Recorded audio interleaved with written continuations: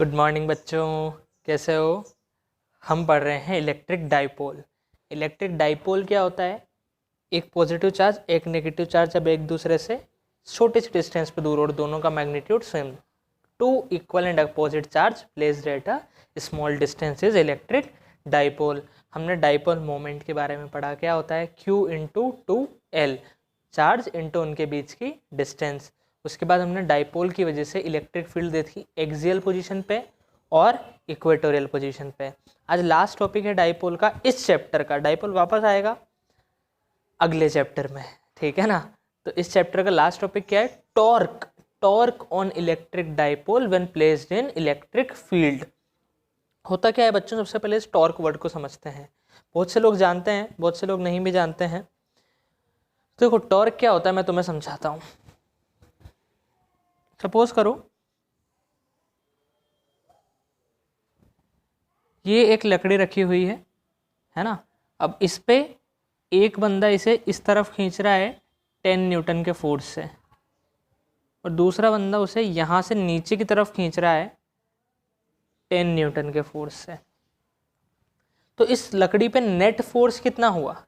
इस लकड़ी पे नेट फोर्स कितना हुआ बच्चों? जल्दी बताओ कितना हुआ इस पे नेट फोर्स?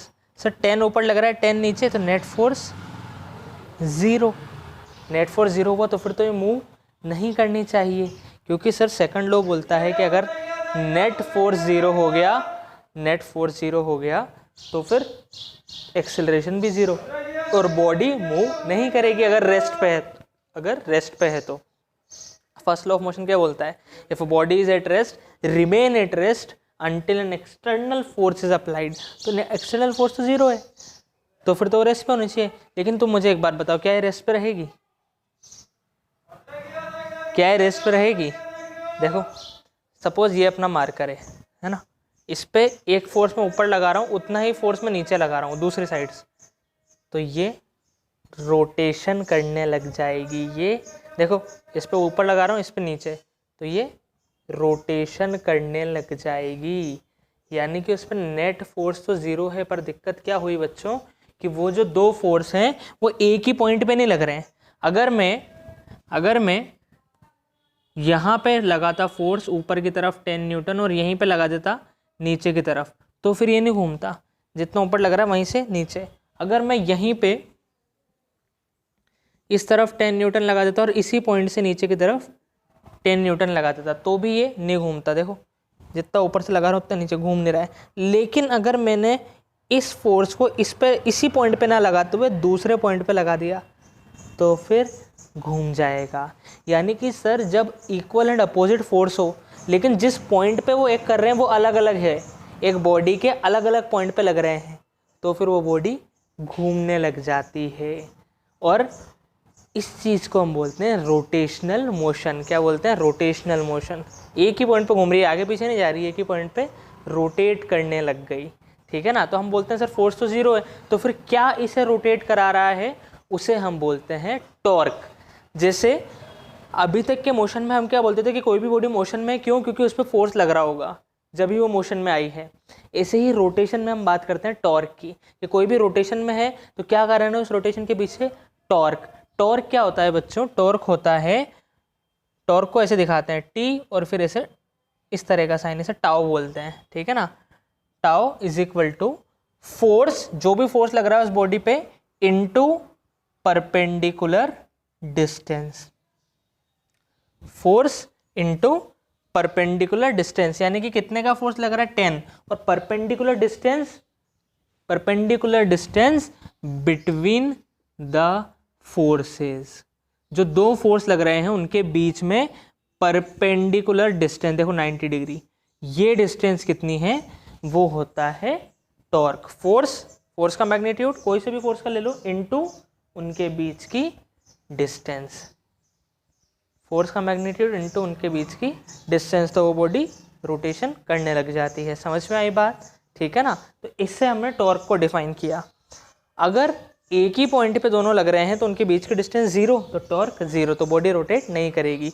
जैसे बॉडी को सीधे चलने के लिए फोर्स की ज़रूरत होती है, वैसे रोटेशन में चलने के लिए टॉर्क की ज़रूरत होती है। टॉर्क क्या होता है? Force into perpendicular distance. कोई भी बॉडी रोटेशन मोशन कब करेगी, जब दो इक्वल और अपोजिट फोर्स लग रहे हैं लेकिन अलग अलग पॉइंट पे, एक इधर लग रहा है तो एक इस तरफ, तो वो रोटेशन करने लग जाएगी। समझ में आई बात? ठीक है, तो इसे नोट करते हैं अपन। आई होप कि तुम्हें टॉर्क समझ में आया होगा।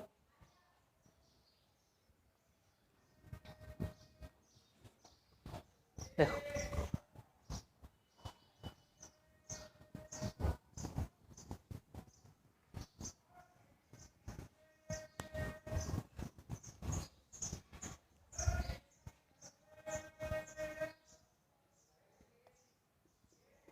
Torque, when two equal and opposite forces act on a body but at different points, then the body starts rotating on its position। जैसी है वहीं पे रोटेट करने लग जाएगी। ठीक है ना? कब? जब दो इक्वल और अपोजिट फोर्स लग रहे हो, ऊपर F लग रहा है और नीचे भी F लग रहा है, तो ये बॉडी अपनी पोजीशन पे रोटेट करने लग जाएगी। और इनके बीच की परपेंडिकुलर डिस्टेंस कितनी आ गई बच्चों? D मान लिया मैंने।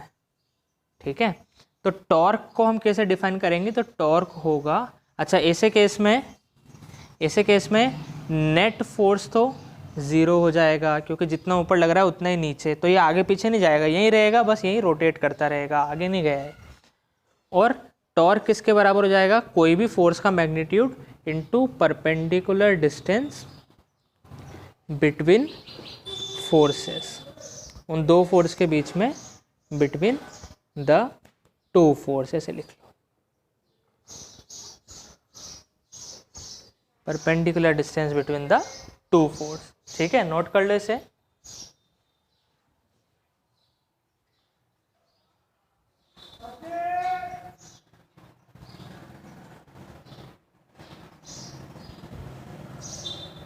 अच्छा, टॉपिक में एक चीज और डाल देना, placed in uniform electric field. ठीक है ना? Placed in uniform electric field. Non uniform में एक पंगा हो जाएगा, उस पर भी क्वेश्चन आया है कि नॉन यूनिफॉर्म में रखेंगे तो क्या होगा, तो वो भी हम देखेंगे। पहले हम देख रहे हैं यूनिफॉर्म इलेक्ट्रिक फील्ड। ठीक है, यूनिफॉर्म इलेक्ट्रिक फील्ड का मतलब क्या है? हर जगह सेम रहेगी इलेक्ट्रिक फील्ड की वैल्यू, पूरे रीजन में सेम है इलेक्ट्रिक फील्ड की वैल्यू, तो यूनिफॉर्म इलेक्ट्रिक फील्ड। ठीक है, नोट कर लो टॉर्क। अब कहानी समझ में आएगी, देखो।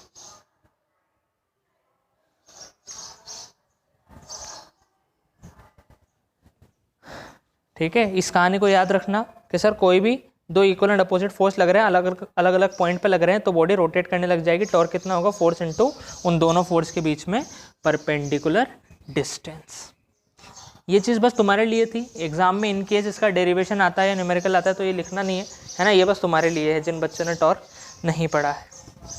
देखो अब हुआ क्या, हम यूनिफॉर्म इलेक्ट्रिक फील्ड में किसको रख रहे हैं? इलेक्ट्रिक डाइपोल को। तो ये हो गई अपनी uniform electric field. Uniform electric field को कैसे दिखाते हैं? पैरेलल इक्विडिस्टेंट लाइन से। इलेक्ट्रिक फील्ड लाइंस की प्रॉपर्टी में पढ़ा है। यूनिफॉर्म इलेक्ट्रिक फील्ड को कैसे दिखाते हैं? पैरेलल इक्विडिस्टेंट लाइन से। तो ये हो गई अपनी इलेक्ट्रिक फील्ड। अब इसमें हम क्या कर रहे हैं बच्चों? इसमें हम एक डाइपोल रख रहे हैं।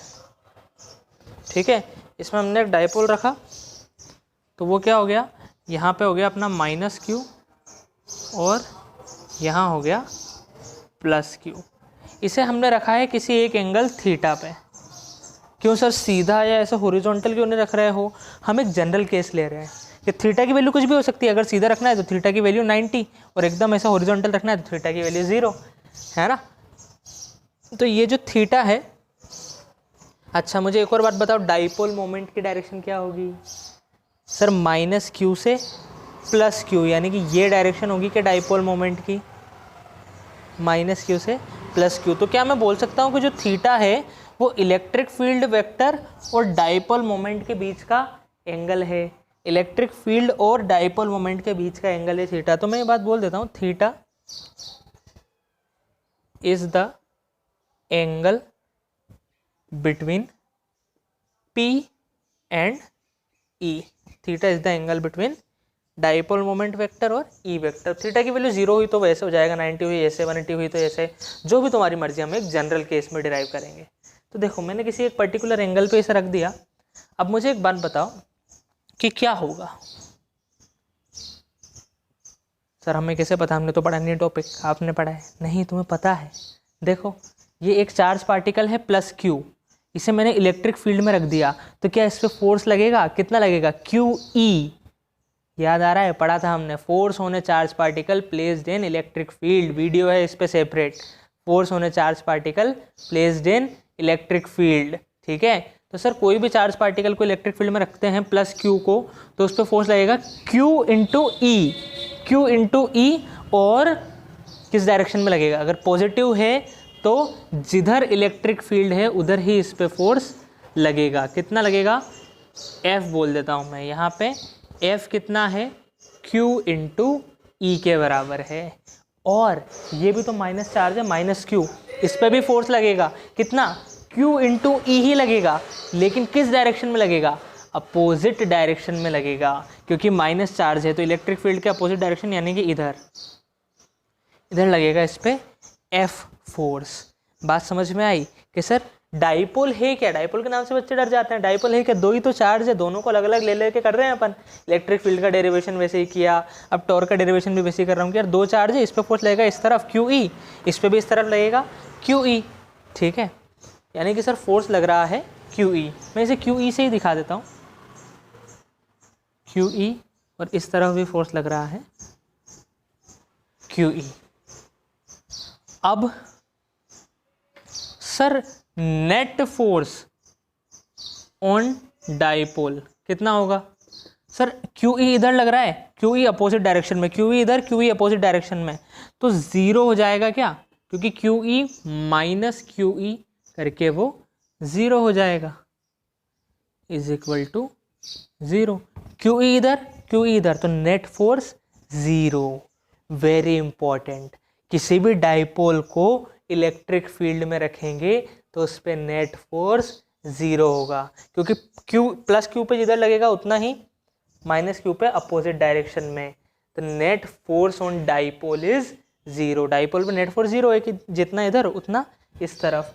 ठीक है, net force on dipole in uniform electric field, net force on dipole in uniform electric field. जितने E यहाँ पे है उतना ही E यहाँ पे है, जब भी तो यूनिफॉर्म है। सर कहीं पे भी देख लो E की वैल्यू कांस्टेंट, तो Q इंटू ई कैंसिल हो गया, नेट फोर्स कितना आया? 0 आया। सर नेट फोर्स तो 0 है, पर एक बात मुझे दिख रही है जो अभी पढ़ी है अपन ने, नेट फोर्स तो 0 आ गया कि किसी भी डाइपोल को रखेंगे plus QE minus QE, net force 0। लेकिन एक बात दिख रही है कि क्या ये दोनों फोर्स एक ही पॉइंट पे लग रहे हैं या अलग अलग? एक ही पॉइंट पे लग रहे हैं या अलग अलग? तो क्या ये डाइपोल रोटेट करने लग जाएगा? सर ये डाइपोल रोटेट करने लग जाएगा। अब रोटेट अगर ये करेगा तो टॉर्क आएगा, टॉर्क ही तो निकालना है। Torque on electric dipole placed in uniform electric field, क्योंकि रोटेट करेगा तो कौन करा रहा होगा? टॉर्क करा रहा होगा। तो टॉर्क किसके बराबर होता है? सर टॉर्क होता है force into perpendicular distance between the two forces. तो फोर्स कितना लग रहा है? सर फोर्स का मैग्नीट्यूड है QE, फोर्स का मैग्नीट्यूड है QE। और देखो डाइपोल की अपनी लेंथ कितनी होती है? 2L होती है, हाँ या ना? डाइपोल की लेंथ कितनी होती है? 2L। इसके नीचे का दिख रहा है क्या तुम्हें? ओके, डाइपोल की लेंथ होती है 2L। अब इस चीज़ को मैं वापस यहाँ बनाता हूँ। देखो इलेक्ट्रिक फील्ड नहीं बना रहा हूँ, केवल डाइपोल बना रहा हूँ। ये अपना डाइपोल है, इस पर लग रहा है इधर QE, इधर लग रहा है QE, और ये लेंथ है अपनी 2L। तो हमें लेना है perpendicular distance between the force, दोनों फोर्स के बीच की परपेंडिकुलर डिस्टेंस। तो सर इस वाले फोर्स से 90 डिग्री पे तो ये लाइन जाएगी, और इसको अगर अपन ने पीछे कर दिया तो इन दोनों के बीच में जो परपेंडिकुलर डिस्टेंस आएगी बच्चों, वो ये वाली आएगी ना, जो कि दोनों की डायरेक्शन के परपेंडिकुलर है। ये थोड़ी ना परपेंडिकुलर डिस्टेंस है, देखो ये थोड़ी ना 90 डिग्री पे आ रही है, ये वाली आ रही है। ये बात समझ में आई? ये बात समझ में आई क्या? ठीक है ना, कि सर ये थोड़ी ना परपेंडिकुलर, देखो ये 90 डिग्री थोड़ी ना है। हमने क्या करा, इससे 90 डिग्री लिया और इसको पीछे ले लिया, तो इन दोनों के बीच में जो परपेंडिकुलर डिस्टेंस है वो AB है। अगर मैं AB बोलूँ उसे तो कितनी हो जाएगी, AB। यानी कि मैं ये बात बोल सकता हूँ कि इन दोनों फोर्स के बीच की जो परपेंडिकुलर डिस्टेंस आएगी वो ये वाली डिस्टेंस होगी। हाँ या ना? इसे मैंने AB बोल दिया, तो क्या मैं बोल सकता हूँ QE इंटू AB। AB की जो लेंथ होगी वही होगा परपेंडिकुलर डिस्टेंस, दोनों फोर्स के बीच की परपेंडिकुलर डिस्टेंस। देखो ये परपेंडिकुलर नहीं है, परपेंडिकुलर कौन सी होगी, ये ही होगी कि सर ये फोर्स इधर लग रहा है, ये फोर्स इधर, इनके बीच की परपेंडिकुलर डिस्टेंस ये वाली। अब सर इसे कैसे निकालें, AB को कैसे निकालें? निकाल सकते हैं। देखो ये एंगल कितना है, थीटा है, तो ये एंगल भी कितना होगा, थीटा ही होगा क्या, है ना। इसे मैं C बोल देता हूँ। तो ABC। मुझे बताओ कि सर डाइपोल हॉरिजॉन्टल के साथ थीटा बना रहा है, तो ये एंगल भी तो थीटा ही होगा। डाइपोल अगर हॉरिजॉन्टल के साथ थीटा बना रहा है तो ये भी तो हॉरिजॉन्टल है, ये भी तो हॉरिजॉन्टल है, तो ये एंगल भी थीटा, करेस्पॉन्डिंग एंगल, ये थीटा तो ये भी थीटा। बस हो गया अपना काम। ये एक राइट एंगल ट्राइंगल दिख रहा है तुम्हें, ABC एक राइट एंगल ट्राइंगल दिख रहा है जिसमें ये हाइपोटेनस है 12, तो बेस हो जाएगा 12 कोस थीटा और परपेंडिकुलर क्या हो जाएगा 12 साइन थीटा। ये बताया था क्या मैंने कि अगर तुम्हें ये A दे रखा है, ये थीटा दे रखा है, तो ये वाली साइड हो जाती है A कोस थीटा और इसके अपोजिट वाली हो जाती है A साइन थीटा। ये याद रखो। अब वो कैसे आया है, परपेंडिकुलर अपॉन हाइपोटेनस वाले फॉर्मूले से आया है, ठीक है ना। लेकिन डायरेक्ट याद रखो, अगर ये A है तो ये वाली A कोस थीटा और ये A साइन थीटा। तो मुझे ये वाला निकालना है, तो क्या मैं बोल सकता हूँ कि AB की वैल्यू हो जाएगी 12 साइन थीटा। तो मैं यहाँ लिखता हूँ AB की वैल्यू हो जाएगी 2L साइन थीटा। तो टॉर्क हो जाएगा अपना, टॉर्क को दिखा देते हैं टाउ से, tau is equal to QE into 2L sine theta. अब Q इंटू 2L क्या होता है, Q इंटू 2L क्या होता है, हाँ याद है सबको, Q इंटू 2L हो जाएगा P dipole moment charge into उनके बीच की distance E sine theta. PE sine theta. P क्या है, डाइपोल मोमेंट, E क्या है, इलेक्ट्रिक फील्ड का मैग्नीट्यूड, और साइन थीटा, थीटा क्या है, angle between P and E। Theta क्या है, angle between P and E। समझ में आई क्या ये बात, ठीक है ना। अच्छा नोट कर लो, इसे नोट कर लो।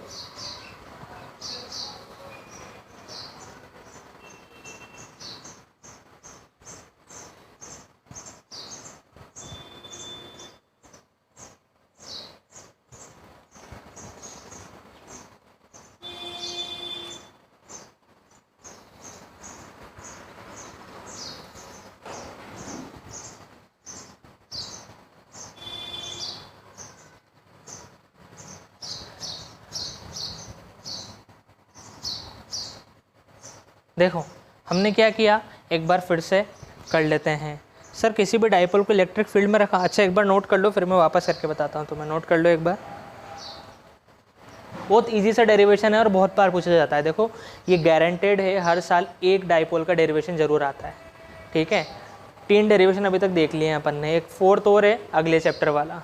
4th इतना नहीं आता जितने इन तीनों में से आते हैं, एक हमेशा आएगा, हमेशा, या तो इलेक्ट्रिक फील्ड के दोनों में से या फिर टॉर्क वाला। तो ये बहुत इंपॉर्टेंट है और यहाँ से न्यूमेरिकल भी बनता है, वो हम देखेंगे। हो गया, चल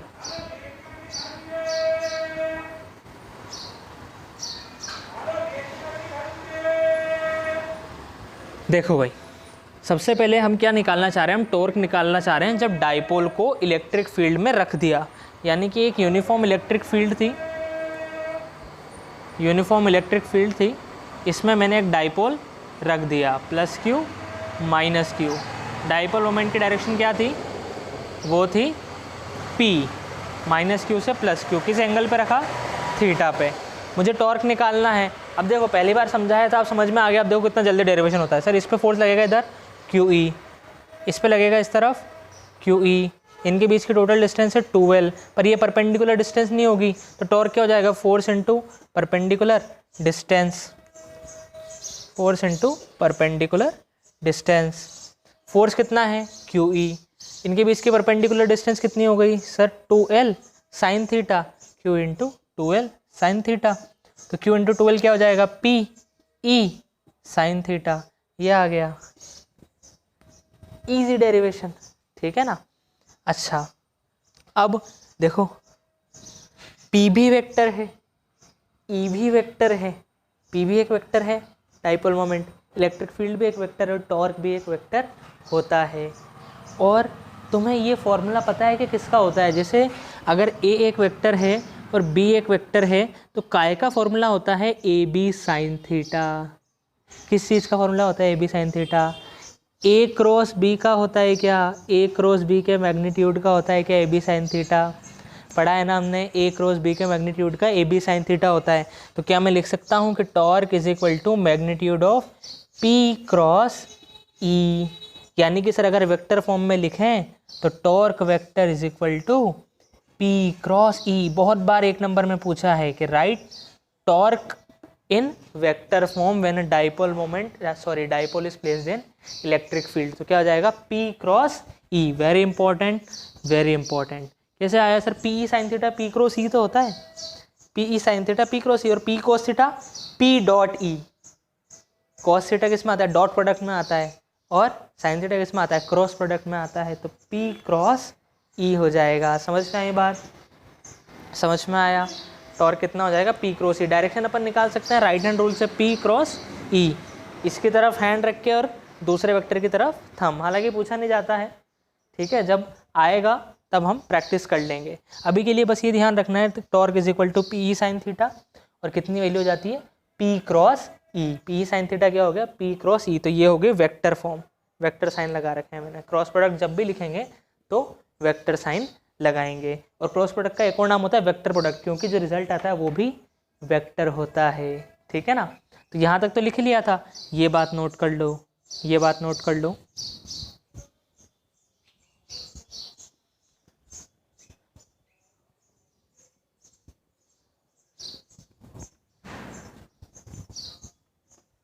हो गया।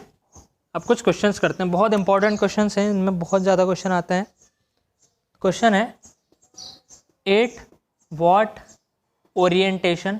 ओरिएंटेशन मतलब होता है बच्चों एंगल, ठीक है ना। तो ओरिएंटेशन का मतलब समझ जाना क्या है, angle is the torque on dipole maximum.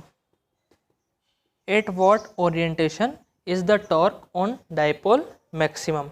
किस एंगल पे डाइपोल पे टॉर्क मैक्सिमम होगा, किस एंगल पे होगा, चलो बताओ जल्दी से। बहुत इजी है।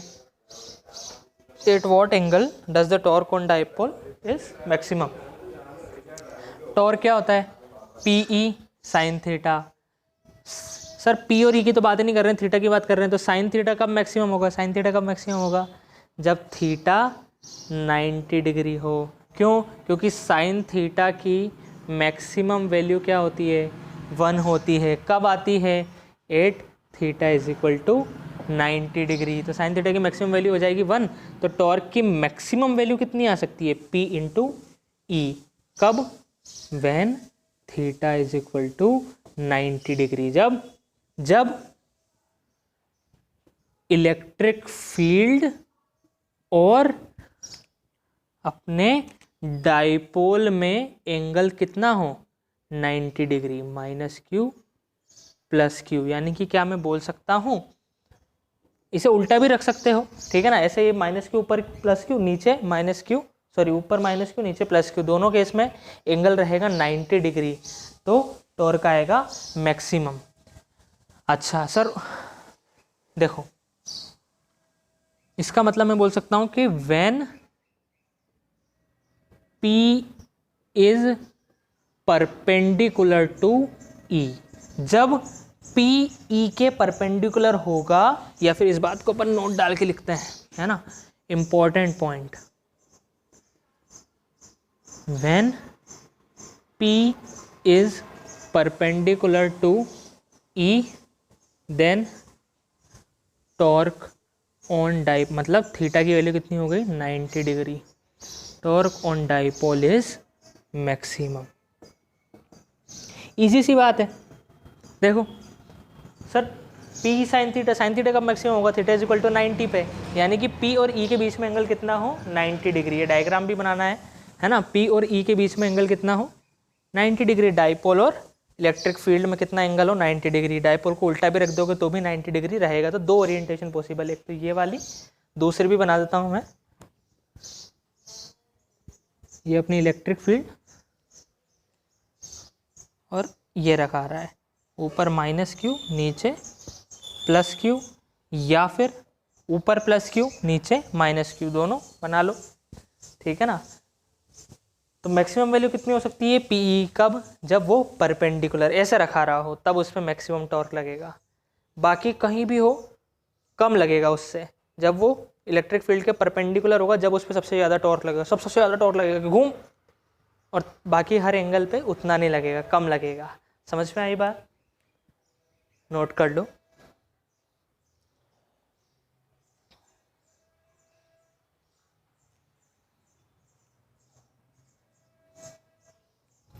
ओके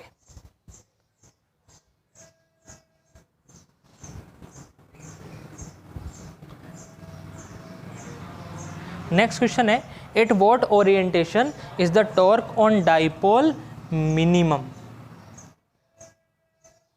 ठीक है, तो टॉर्क का मैग्नीट्यूड क्या होता है sir, PE sine theta, magnitude की बात कर रहे हैं, वो कभी नेगेटिव नहीं हो सकता है बच्चों, वरना तुम बोल दोगे sir theta is equal to -270 पे माइनस PE हो जाएगा। माइनस से मतलब नहीं है अपन को, माइनस केवल डायरेक्शन दिखाता है, मैग्नीट्यूड में कभी भी माइनस नहीं आएगा।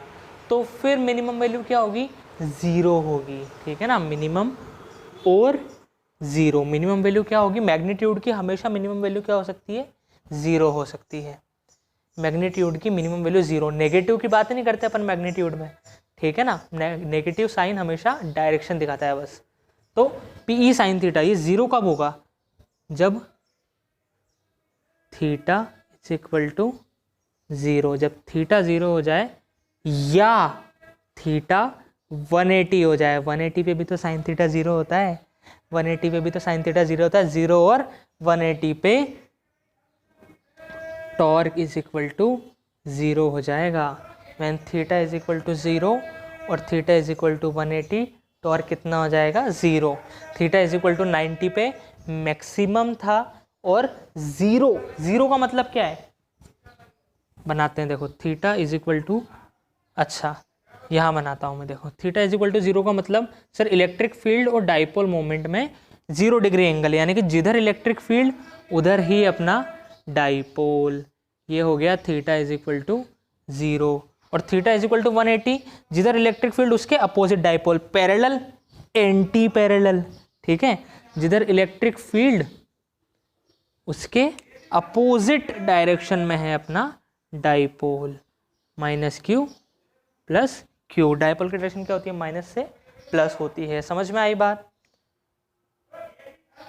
यानी कि सर अगर डाइपोल मोमेंट को आप 90 डिग्री पर रखोगे तब मैक्सिमम रखेगा, 0 डिग्री दोनों को सेम डायरेक्शन में रख दोगे तो टॉर्क लगेगा ही नहीं, दोनों अगर सेम डायरेक्शन में है तो टॉर्क लगेगा ही नहीं, दोनों अगर सेम डायरेक्शन में है, पैरेलल में है, थीटा 0 है तो टॉर्क नहीं लगेगा, दोनों अपोजिट डायरेक्शन में है तो भी टॉर्क नहीं लगेगा। समझ में आई बात, ठीक है ना, नोट कर लो।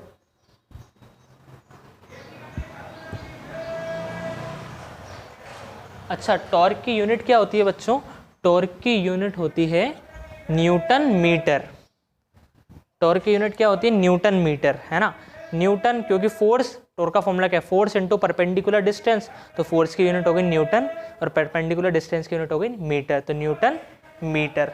समझ में आया?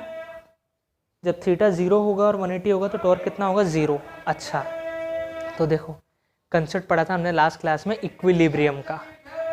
इक्विलिब्रियम क्या होता है भाई, जब किसी भी बॉडी पे फोर्स 0 हो जाए, ठीक है। और रोटेशनल इक्विलिब्रियम क्या होता है, जब किसी भी बॉडी पे टॉर्क 0 हो जाए। तो जब हम ओवरऑल इक्विलिब्रियम के डायपोल के केस में बात करते हैं तो फोर्स तो उस पर 0 होता ही है, हम टॉर्क के 0 होने की बात करते हैं। क्वेश्चन है, at what angle is the dipole in equilibrium in uniform electric field, किस एंगल पे वो इक्विलिब्रियम में आता है। तो इक्विलिब्रियम का मतलब यहाँ पे है नेट फोर्स भी 0 एंड नेट टॉर्क भी 0, दोनों चीज़ें होनी चाहिए। तो नेट फोर्स तो 0 होता ही है, नेट टॉर्क 0 कब होता है, when theta is equal to 0 degree and theta is equal to 180 degree. When theta 0 भी होता है और जब थीटा 180 होता है तब जाके नेट टॉर्क 0 होता है। तो जब थीटा इज इक्वल टू 0 या थीटा इज इक्वल टू 180 होगा, then the dipole is in equilibrium. दो जगह इक्विलिब्रियम आ सकता है भाई, थीटा इज इक्वल टू 0 यानी कि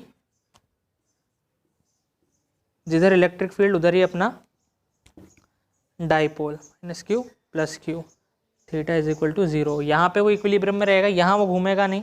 ऐसे ही जब इलेक्ट्रिक फील्ड इस तरफ और डायपोल अपना अपोजिट, सर ऊपर भी बना सकते हैं क्या, बना सकते हो, कोई दिक्कत नहीं है, minus Q plus Q P vector. जब थीटा 180, दोनों केस में डायपोल काय में रहेगा, इक्विलिब्रियम में रहेगा, ठीक है ना। नोट कर लो इसे।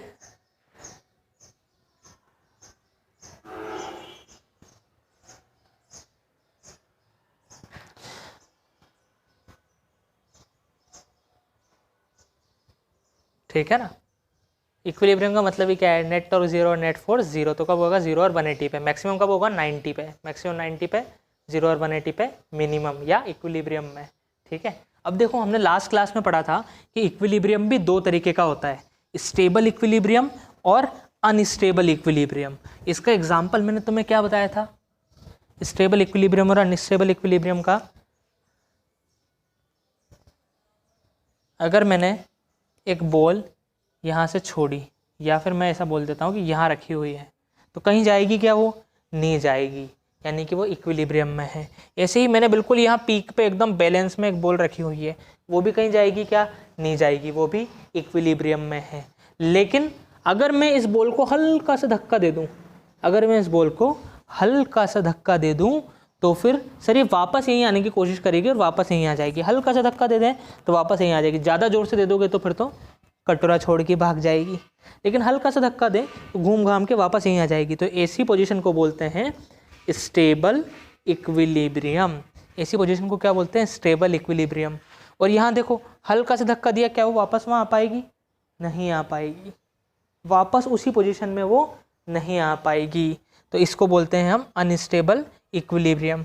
डिफरेंस क्या होता है कि सर दोनों में नेट फोर्स नेट टॉर्क 0 है, लेकिन स्टेबल में क्या है कि अगर आप उसको थोड़ा सा हिला भी दोगे ना तो भी वापस वहीं आ जाएगा, और अनस्टेबल में आपने थोड़ा सा हिला दिया तो फिर वापस नहीं आएगा। अब समझते हैं।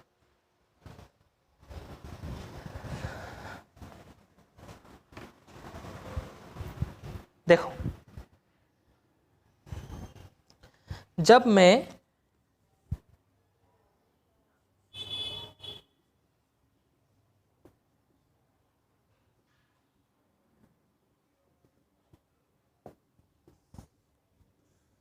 मैं ये अपनी इलेक्ट्रिक फील्ड है E, इसमें डायपोल को रख रहा हूँ 0 डिग्री के एंगल पे, यानी कि इसी के पैरेलल रख रहा हूँ, माइनस क्यू प्लस क्यू, ठीक है ना।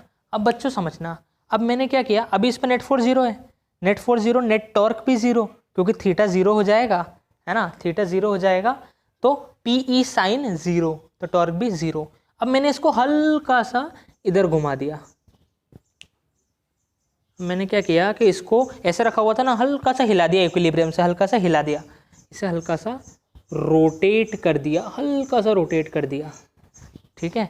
अब यहाँ अपना प्लस क्यू है, तो उस पर किधर फोर्स लगेगा सर, इस तरफ QE, और इस पर किधर लगेगा QE। अब इस पर फोर्स लगने लग गया तो ये वापस से उसे इधर ले आएगा। ये बात दिखी क्या, ये बात नज़र आई कि सर अभी तो इस पर देखो, इस पर किधर फोर्स लग रहा होगा, इस पर लग रहा होगा इधर QE, और इस पे लग रहा होगा इधर QE, तो नेट फोर्स 0, नेट टॉर्क भी 0, क्योंकि ये घुमा ही नहीं पा रहे हैं। लेकिन जब मैंने इसको हल्का सा हिला दिया, हल्का सा हिला दिया, तो फिर सर इधर QE लग रहा है, इधर QE लग रहा है, ये वापस से इसे घुमाएगा, लेकिन घुमा के लाएगा कहाँ, यहीं तो लाएगा, घुमा के लाएगा कहाँ, यहीं तो लाना चाह रहा है, वापस से अपनी इक्विलिब्रियम वाली पोजीशन में लाना चाह रहा है। तो इस पोजीशन को हम बोलते हैं स्टेबल इक्विलिब्रियम वाली पोजीशन के। सर इक्विलिब्रियम से आप हिला भी दोगे ना तो भी वापस ले आएगा, नीचे भी ले जाओगे तो वापस ऊपर ले आएगा वो। तो इस पोजीशन को हम बोलते हैं स्टेबल इक्विलिब्रियम। स्टेबल इक्विलिब्रियम कब आता है, थीटा इज इक्वल